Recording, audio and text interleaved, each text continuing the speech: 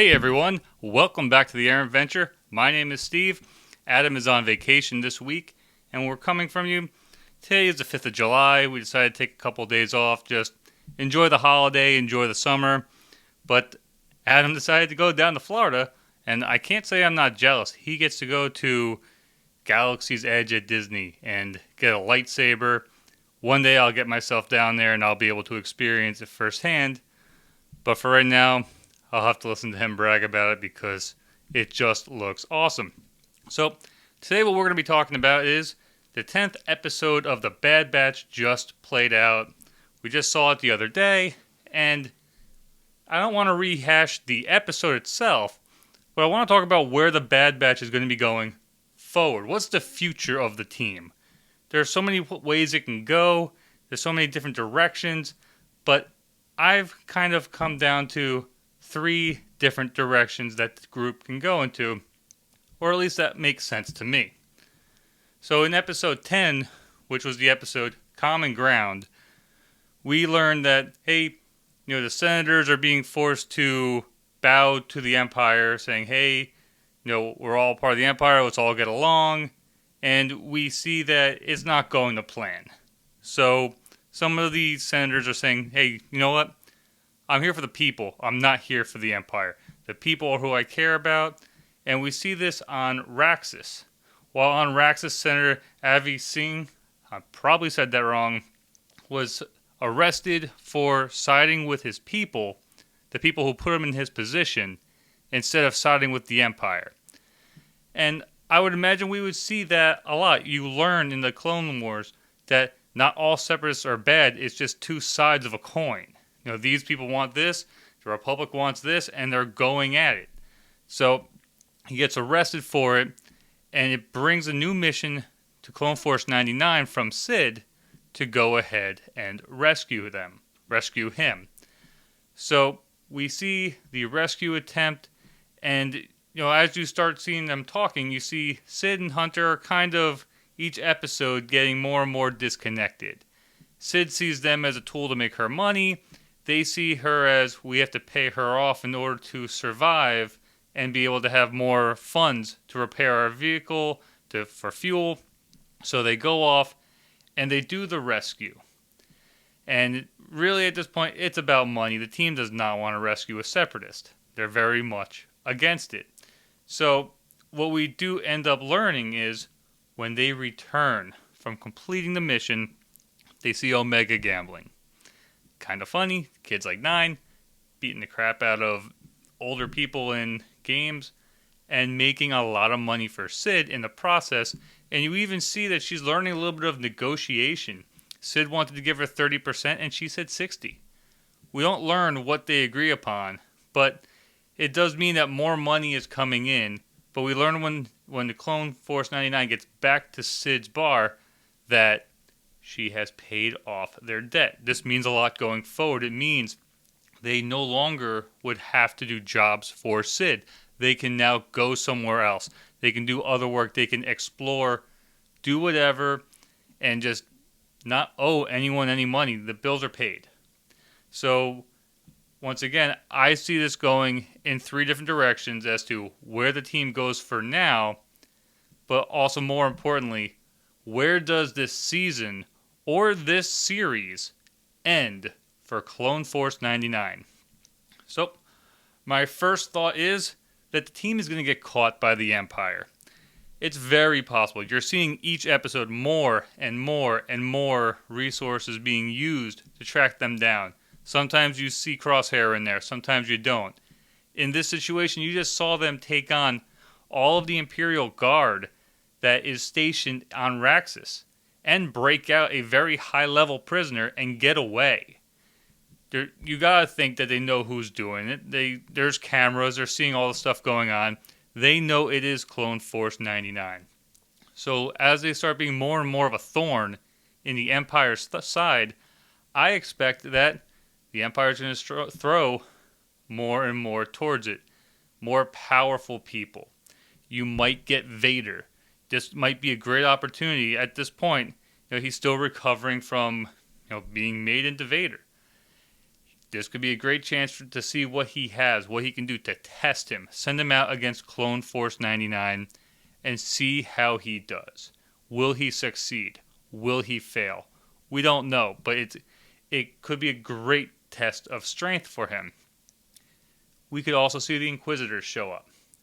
We know that some Jedi, or fallen Jedi, or Padawans, or various levels are going to be trained to essentially be the hand of Vader, to be able to go after and hunt down Jedi and to do his bidding. This could be a great test to see how good Anakin can be, or Vader, at training Force sensitive people who have knowledge and making his own little, mini army or squad to go after these people of Force sensitives and really finish Order 66 and see what happens with that.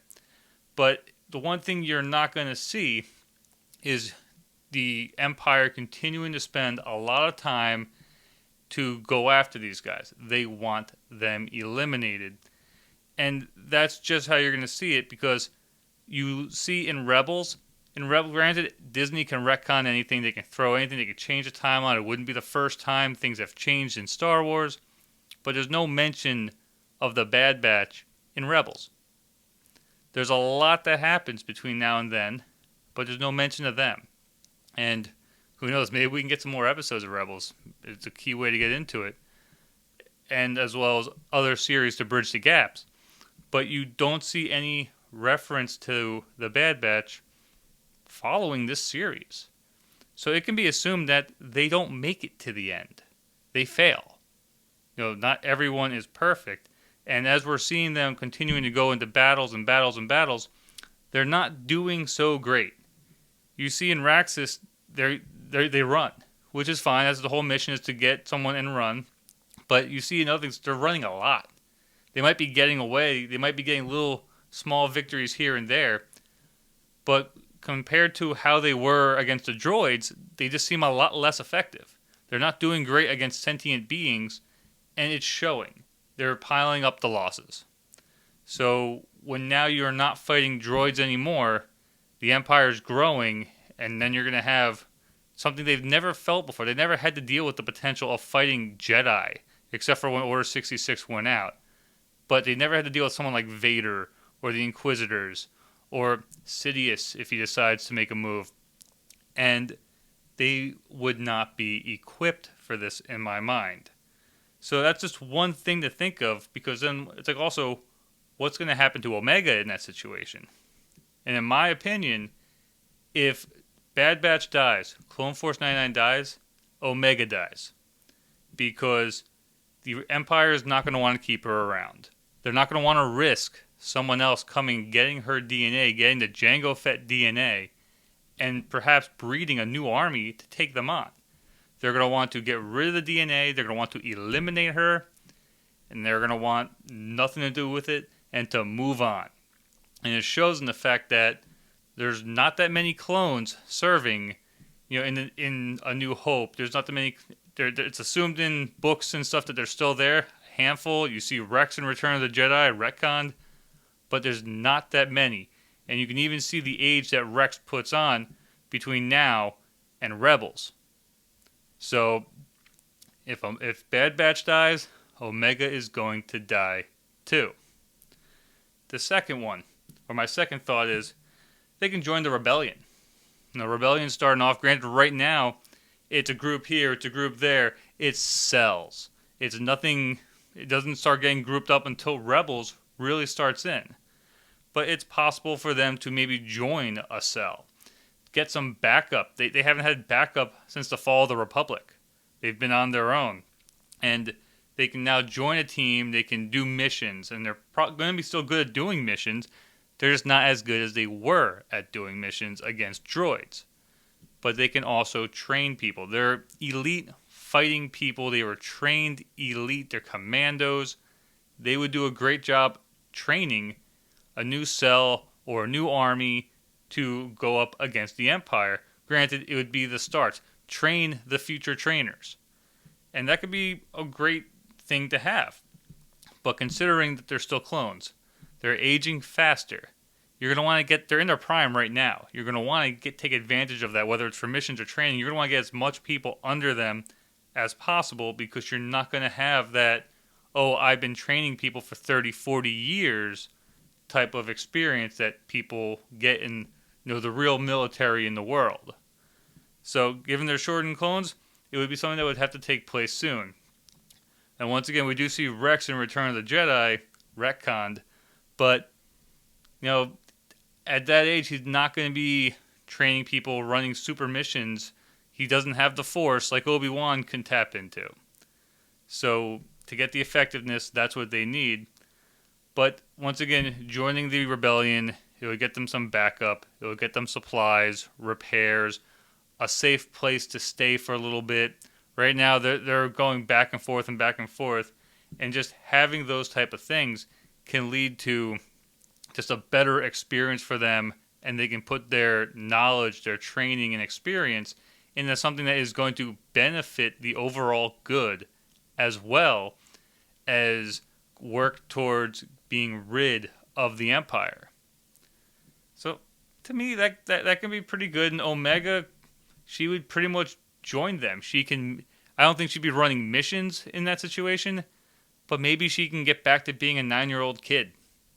Or however old she is. She can get back to just being a kid and have a normal life, or as much of a normal life as possible. So my third thought is they leave. The Bad Batch just grab their stuff and go. And, some people might think, well, they're soldiers. They gotta fight. They gotta stay. They gotta be around to do all this. They really don't. Their war's over. So if you think about it, they can learn. They can learn that there really isn't a safe place for them anymore. But they also want to continue to take care of Omega. And they want to be able to do that as best as they can. And the idea of a life of not fighting starts to become more appealing because, as I mentioned earlier, they're not doing the best. They're not fighting droids anymore. If anything, right now, every battle they're having are against other clones. And even though they view regs as different than themselves, it's all still the same DNA. These are people they fought alongside for a couple years, and now they're running from them at every opportunity. So, it could start to be appealing not to fight anymore. So they finally would accept that there's no real place for them to be accepted, or they're always going to be viewed as clones. Now, people are going to start really disliking clones soon, and some of them probably already are, because they're turning into stormtroopers. They're taking over. They're not being the heroes of the rebellion anymore. Sorry, the heroes of the Republic anymore. They're now the foot soldiers of the Empire. So they're seen as clones, inferior property as to other people, and soon they're going to be seen as stormtroopers. But I feel this is the most unlikely course of action. I think right now, they're going to want to stay in the battle because that's what they do. It's ingrained into them. The way that they go this route is they continue to gel. Right now, you see Hunter stepping into that father figure. You see Wrecker stepping into that brother figure for Omega. You see Tech and Echo. We'll just call them the uncles. No, the older brothers, maybe like the older one who think, kind of like Percy Weasley from Harry Potter. But, I'm older, smarter, I know more. But we'll call them uncles for now. But they're turning into a family. They're going from being like, hey, we're soldiers, to now we really are protecting each other. And that family unit can make them choose to settle down, to go somewhere where they can just be together. Omega can be safe, have a childhood, have a life, and they don't need to worry about it. Once again, this is not their battle. Everyone wants to see what the Bad Batch is going to do next. This is not their battle. All they want to do, or all they can do, is survive at this point. And maybe the best way to survive is to leave. So, lastly, and this is just one extra tidbit I'm going to throw on there as to my thought, and I've said it in several videos in the past, I do believe that Crosshair is going to rejoin the team. I strongly believe that. Not sure how it's going to happen. I have some thoughts, but I think it's going to change the outcome at the end. So, pretty much, I think he's going to have some issues with his inhibitor chip. Remember, of the group, he's the only one that, when Order 66 went out, his chip activated. And he tried to kill Caleb, and he became more hostile, and good soldiers follow orders. That was all the way up until he took a blast of impact and radiation from the engine of a Star Destroyer. Not many people would have survived that. You know he has good armor, you know he has some modifications, but not many people would have survived getting blasted by a Star Destroyer. And I'm not talking about the turbo lasers. So, I think what's going to happen is you're going to start to see kind of like what the opposite we saw with Wrecker, where Wrecker hits his head, he starts getting these headaches, and his symptoms start turning worse as his chip starts activating. I think you're going to start seeing times where Crosshair's chip starts to kind of get faulty and deactivate, and he starts to kind of come to grips with what's going on. But then he's going to have another struggle. Does he say, hey, I'm loyal to my brothers? Say, I'm loyal to my group? Or does he say, hey, I'm a soldier in the Republic. The Republic is now the Empire. That's who I belong to. That's my employer, my creator. That's my everything. So even if his chip turns off, he still has that internal struggle of loyalty to team, loyalty to army. And he's going to have to make a decision.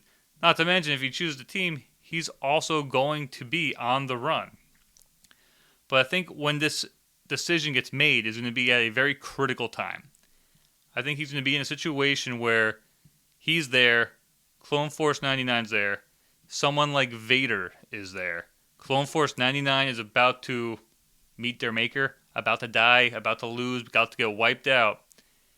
And he is going to have to make a really big move. He's pretty much, in my mind, going to have to sacrifice himself. He's going to sacrifice himself for his brothers because at this point, after chasing them for weeks, after chasing them essentially since the fall of the Republic and trying to kill them, he's going to have to do something that big to get their trust, that big to get them to forgive him. They owe him nothing. But for him to come back, he would have to owe them everything. And the only way to me that he would get that is by essentially jumping in front of Vader, taking the shot, taking the hit, and giving up his life so that way they can get away, they can get the freedom, they can save themselves, save Omega, and that would be how Crosshair gets his exit, and maybe how the team can then move on to either joining the rebellion or just going to safe space and living out their time. Which, like I said, all these options to me sound, appealing, except for the death one. The first one, I don't like the first one because I don't want them to die. I just, there's no reason to think that they're not, though, when there's no future evidence of them.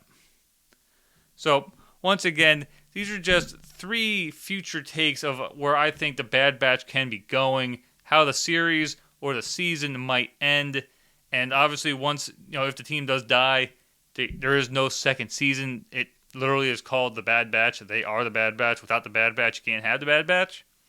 So I do expect that there's going to be a big change, a lot going on, and where I would love to see more, this cannot be a long-term series just because of how things turn out. Maybe get a second season out of it, but that's really it. So I hope you enjoyed this. I hope this was a little insightful to you guys. I enjoyed writing it. I enjoyed being able to just say what I think is going to happen. Obviously, I like to talk. And that's really all got for today. So thank you guys for joining me on the Errant Venture. Don't forget to like, comment, and subscribe. We are on Instagram, Twitter, Facebook. So just go ahead and look us up, Errant Venture Podcast. See you guys on the next one. And as Adam would say, may the Force be with you.